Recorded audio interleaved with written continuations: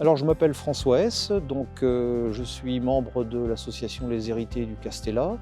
Ayant une formation en histoire des relations internationales, certes beaucoup plus contemporaine que l'histoire médiévale du château, mais étant passionné de l'histoire de France,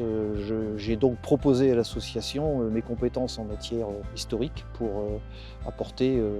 une aide à la recherche sur le château. Alors l'axe de recherche que j'ai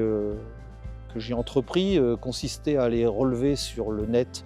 dans les archives, sur les blogs, sur les photos, tout ce qui avait été fait sur le site, de façon à en faire une synthèse et d'aller chercher au-delà, c'est-à-dire dans l'histoire de la Provence, des explications plus générales qui permettaient de regrouper tous ces documents et de les expliquer.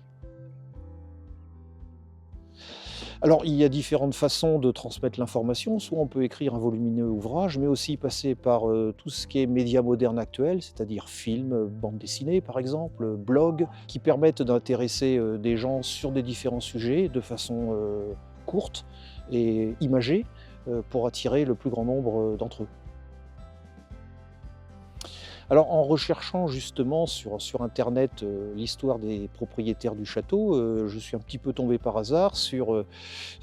ces documents qui ont été transportés sur Paris lorsque le dernier, aristocrate de la seigneurie de Fort-Calqueré, le baron, Barel de Pontevès, a vendu, la seigneurie et est parti s'installer sur Paris. À sa mort, donc ces papiers, dont certains documents très anciens, ont été, déposés aux archives, municipales de Vincennes par sa veuve.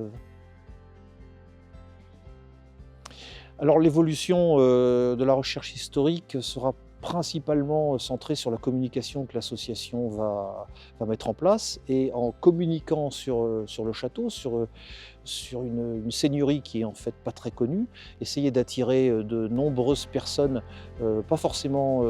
résidant en Provence ou intéressées par l'histoire de la Provence, mais bien au-delà, de façon à nous aider dans leur domaine de compétences pour éclairer, l'histoire, du château de façon beaucoup plus précise.